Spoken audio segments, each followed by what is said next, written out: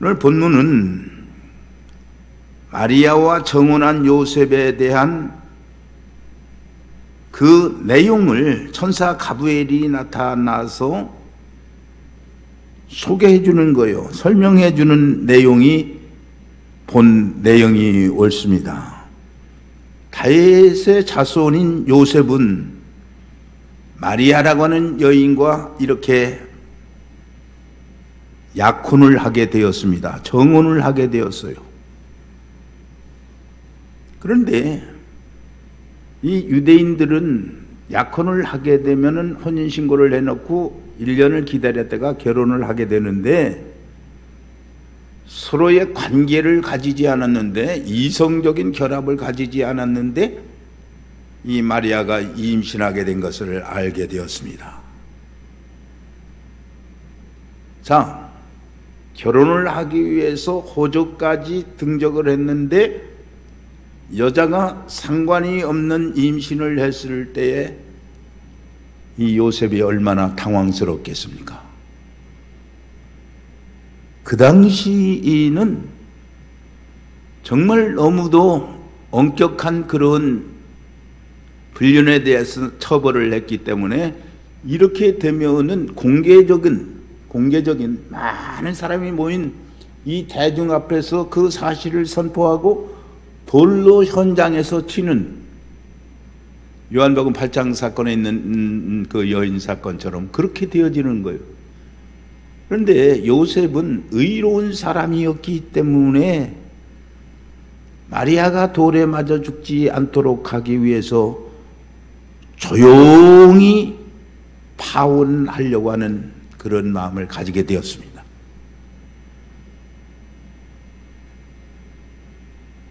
그런데 이런 생각을 가지고 있는 동안에 잠이 들었는데 꿈에 천사 가브리엘이 나타났습니다.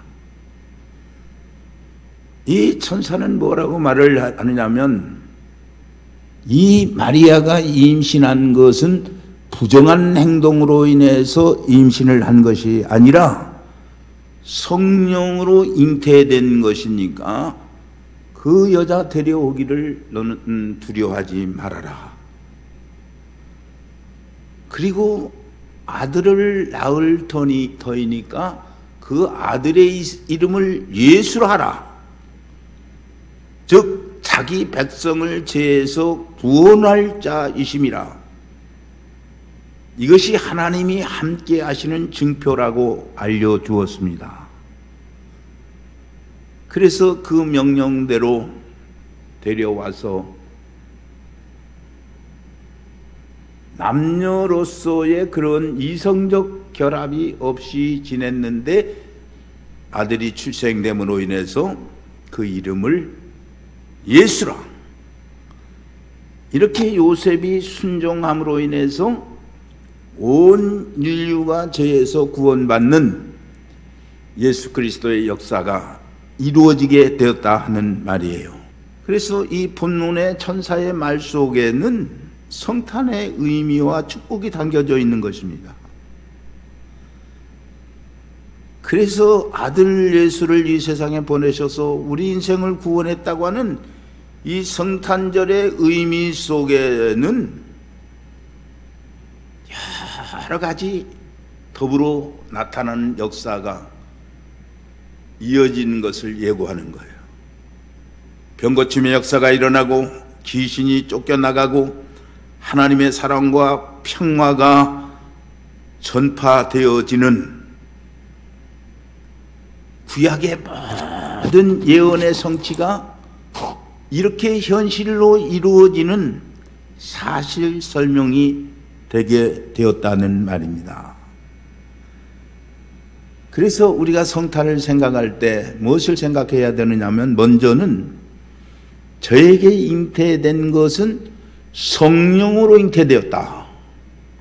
이 성령의 역사가 예수 그리스도의 탄생의 역사이다라는 것. 그리고 두 번째는 자기 백성을 죄에서 구원할 자이심이라.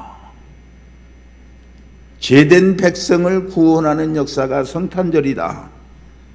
그리고 세 번째는 임마누엘, 하나님이 우리와 함께 계시다고 하는 이 큰 의미가 성탄에 담겨져 있는 것입니다. 그래서 먼저 우리는 이 성탄절을 맞이하기에 앞서서 예수 그리스도가 잉태된 것은 성령에 의해서 잉태된 것이다. 이것을 생각해야 된단 말이에요.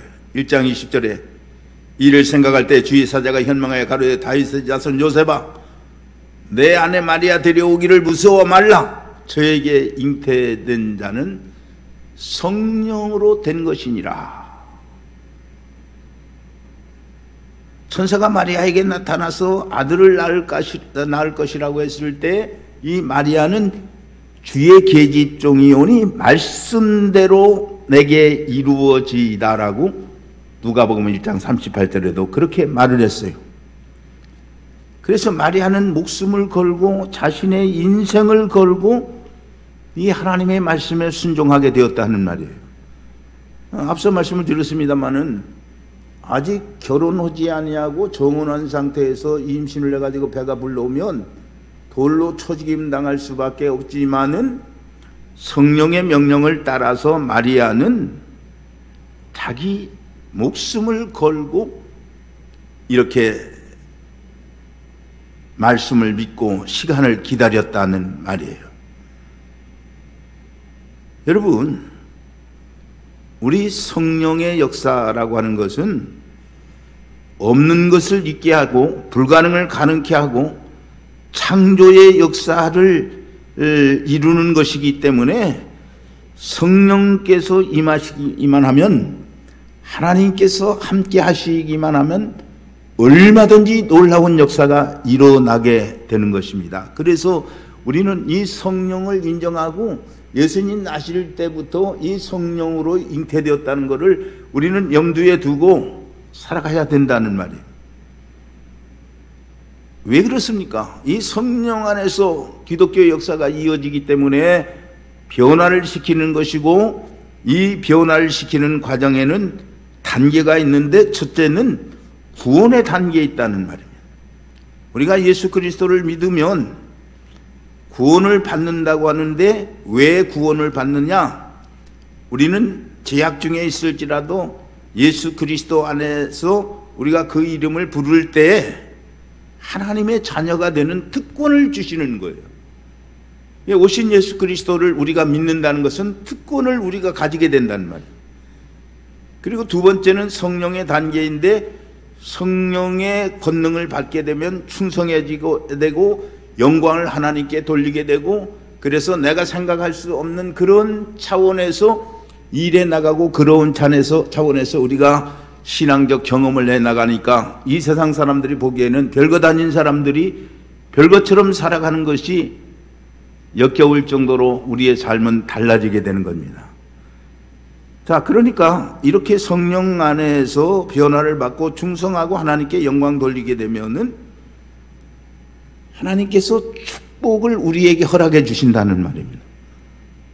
그런데 사람들은 이 축복을 받는다고 하니까 당장 순간순간에 하나님을 믿고 그 안에서 우리가 성령 충만함을 받으면 당장에 그냥 우리가 생각하는 것처럼 일사천리로 고속도로를 달리는 것처럼 이렇게 하나님의 축복이 오는 것으로만 그렇게 생각하면 안 되는 거예요. 우리가 다윗 같은 사람을 보면 다윗이 하나님 앞에 부름받고 그렇게 강한 골리앗 같은 그런 적장도 물리치고 많은 역사도 이루었지만은 다윗의 생애는 하나님께서 어떤 때는 버린 것 같은 그런 절망의 때도 있었지만, 그러나 그럴 때마다 이 다윗은 절망하지 않고 하나님을 찬양하고 시를 읽고 잘못했을 때는 회개를 하고 계속 사망의 음침한 골짜기로 낯떨어지는 것 같은 그 찰나에도 여전히 하나님 중심에서 살다 보니까 하나님께서 그의 생애를 축복해 주신 거예요. 이런 단계를 통해서 하나님께서 우리에게 복을 누리게 하실 뿐만 아니라 천국으로 인도한다는 확신을 우리에게 주기 때문에 거칠 것이 없는 인생을 살게 되니까 우리가 하나님 경외하면 잘 될 수밖에 없는 거예요. 그 다음에 두 번째, 그가 자기 백성을 저희 죄에서 구원할 자이심이라 21절에 그렇게 말을 했는데, 예수라고 하는 말은 여호와는 구원이시다라는 뜻을 가지고 있어요. 그런 거로 여러분들이 이제 신앙을 어렵게만 생각할 것이 아니라 내가 곤란에 처했을 때 또는 즐거운 가운데서라도 예수님, 예수여 이름을 부르고 찬양만 할지라도 그것이 기도가 된다는 것을 우리는 알아야 되는 거예요. 예수 나를 위하여 십자가를 질 때에 깊은 감격 속에서 우리가 하나님을 찬양하고 기뻐하게 될 때에 예수님의 승리가 나의 승리가 되고 예수님의 구원의 역사가 나에게 효염이 되어지게 된다는 것을 우리는 알아야 되는 것입니다. 여러분, 우리는 가만히 내가 어머니 모태에서 나서 가만히 있다, 누구 접촉 안 하고 세상 마치고 끝난다 하더라도 우리는 우원죄를 가지고 있기 때문에 구원되지 못하는 거예요. 부모에게서 받은 우원죄, 내가 지은 이 자범죄, 다 죄의 문제를 안고 살아가는 사람이고, 이것은 어느 누구도 인간으로서는 죄 없는 사람이었기 때문에 해결할 자가 없는데 우리 예수님께서 우리의 죄를 담당하시게 되었다는 말입니다. 그래서 요한복음 3장 17절에도 하나님이 그 아들을 세상에 보낸 것은 세상을 심판하려 하심이 아니요 저로 말미암아 세상이 구원을 받게 하려 하심이라, 그렇게 말했어요. 하나님의 목적은 심판의 목적이 아닌 거예요. 여러분, 부모가 자녀를 책망하는 것이 심판적 목적을 두고 책망하는 것이 아니라 잘 되도록 하기 위해서 책망하는 것처럼 하나님께서 우리를 책망하는 것도 잘 되기 위해서 책망하는 거예요. 제가 일전에도 말씀을 드렸습니다만, 어렸을 때 저희 어머님이 너무 냉정하셔가지고 저를 많이 때렸어요. 너무너무 그때는 섭섭했지만은 세월이 지나면서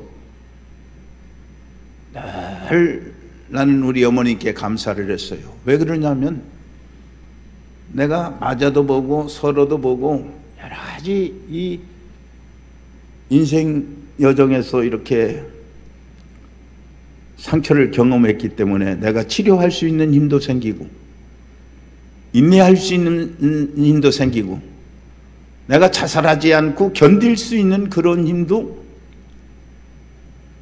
내가 많이 맞아봤기 때문에 생겨나게 된 것을 이제 알게 된 거예요. 그리고 부모가 돼서 손자를 낳아서 키워보면서 야단치고 그 섭섭해하는 그 마음을 우리 할머님이나 어머님 어른들이 나를 통해서 섭섭했던 마음을 이제서야 깨닫게 되는 거예요. 아, 이거는 정말 엄청난 사랑을 안고 때렸고 사랑을 안고 나를 훈계했구나 하는 것을 깨닫게 되는 것입니다. 하나님께서 우리에게 구원과 은혜와 축복을 베풀어 주시기 위해서 예수 그리스도를 이 땅에 보내신 것입니다. 여러분, 오늘 우리가 이것을 알아야 되는 거예요. 이것을 모르면 우리는 신앙생활 하다가도 늘 시험에 들 수밖에 없는 것입니다. 베드로전서 2장 24절에는 친히 나무에 달려 그 몸으로 우리의 죄를 담당하였으니 이는 우리로 하여금 죄에 대하여 죽고 의에 대하여 살게 하려 하심이라. 저가 채찍을 맞음으로 너희는 나음을 얻었나니. 예수님의 용서와 예수님의 채찍의 고통이 우리로 하여금 강건하게 하고 질병에서 나음을 얻게 하고 죄의 문제를 해결하게 하고 오늘로 하나님께 용서와 모든 평안을 누리도록 이 그리스도를 보내주셨다는 말이에요. 그래서 종교개혁자 마틴 루터는 그리스도 없이는 아무도 하나님을 알지 못하고 용서와 은총을 받지 못하며 아버지께 오지 못한다고 말을 했습니다. 멸망과 죽음과 죄악의 타락 속에 오늘 우리가 살아간다 할지라도 그 그리스도를 믿는 믿음으로 살게 하시는 이 하나님의 능력이 그리스도 안에 있다고 하는 사실을 생각할 때 성탄절이 얼마나 의미가 있습니까? 우리는 먼저 죄의 문제를 해결해야 됩니다. 불순종했던 것, 교만했던 것, 하나님의 것을 하나님의 것으로 구분하지 못했고 전도하지 못했던 것, 말씀대로 살지 못했던 것, 하나님을 기쁘게 하지 못하고 영광 돌리지 못했던 이런 것들을 이 성탄절에 진심으로 회개해야 되겠습니다. 그런데 많은 사람들이 하나님을 믿으면서도 이 근본적인 것들을 고치지 못하고 방치해 둔 채 불순종하는 그런 상태로 우리가 하나님 앞에 나와서 살기 때문에 죄와 질병과 저주를 지닌 채 하나님의 축복을 우리가 받아 누리지 못한다는 것을 생각지 않고 살아가는 거예요. 예수님께서 우리의 모든 죄의 문제를 해결해 주십니다.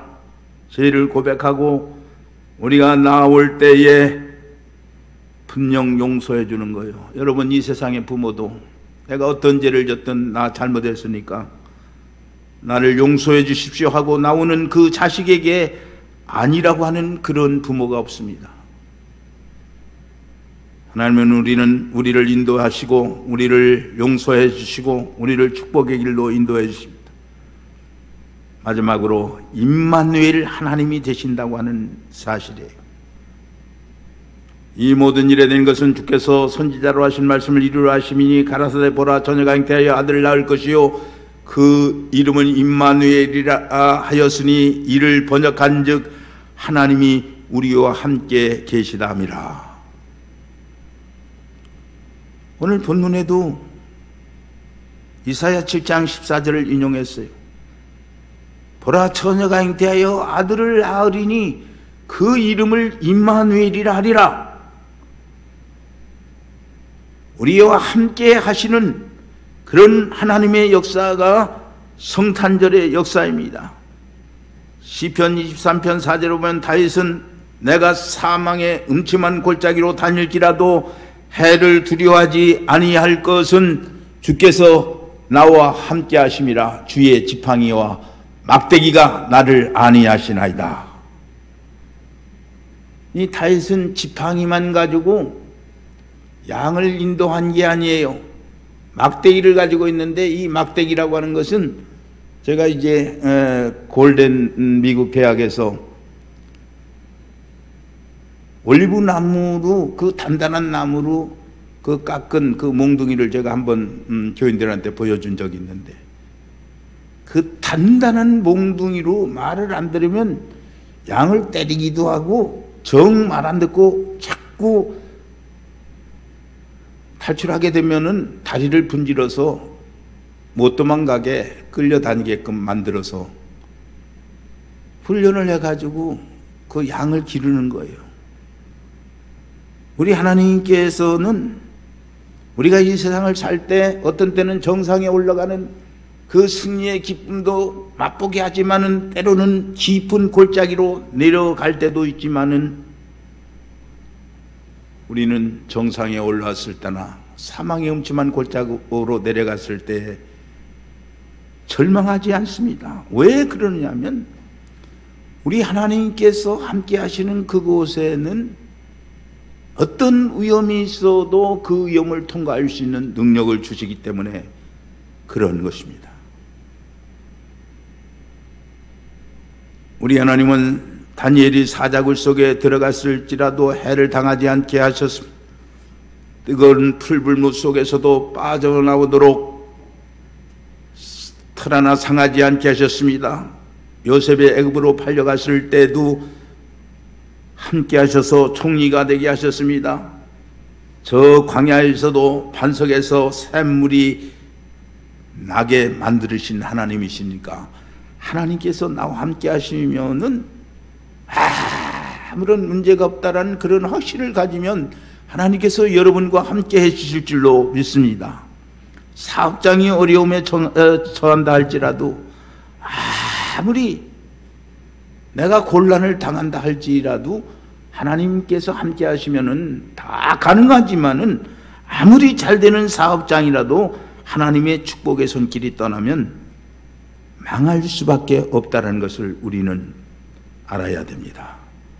세상 끝날까지 함께 하신 우리 주님, 우리의 주변에 있는 사람들은 친구도 다 변합니다. 다 변합니다. 그러나 예수 그리스도는 세상 끝날 때까지 우리와 함께 하심하고 우리 속에 역사하심하고 약속해 주셨습니다. 하나님께서 함께 하시면 요셉에게 그러했던 것처럼 형통한 역사가 일어납니다. 여호수아에게 그러했던 것처럼 담대하게 만듭니다. 두려움이 없게 만듭니다. 하나님께서 존귀하게 만듭니다. 그리고 솔로몬에게 그러했던 것처럼 하나님은 창대하게 만드십니다. 시편 23편 4절처럼 사망의 음침한 골짜기 속에서도 반드시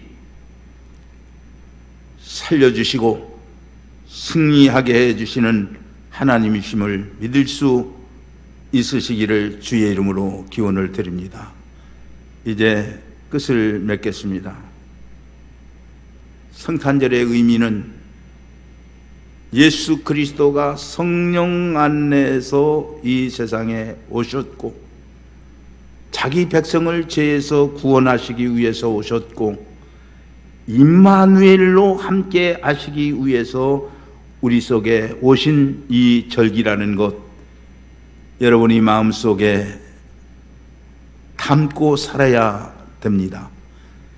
그래서 하나님이 함께 하시면 기도가 응답이 되고 불가능이 가능케 되고 죽은 사람, 망할 사람도 다 흥하게 되는 영광스러운 삶을 만들어주는 것이 이 성탄절이기 때문에 우리는 이 성탄절에 그저 물건 좀 많이 팔고 사람들과 교제하고 우리가 어떤 선물을 주고받는 그런 흥경으로 끝나는 것이 아니라 정말 우리의 죄를 용서해 주시고 우리와 함께 하시기 위해서 오신 이 그리스도를 진정으로 우리가 감사하고 은혜의 날로 축복하며 살게 될 때에 반드시 이 그리스도의 오심을 사모하고 기뻐하고 축하하고 의미를 알고 맞이하는 사람들에게는 하나님께서 엄청난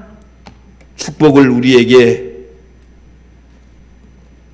허락해 주신다는 진리를 마음에 담고 성탄절을 맞이하는 모든 성도 여러분, 시청자 여러분 되시기를 주의 이름으로 기원드립니다.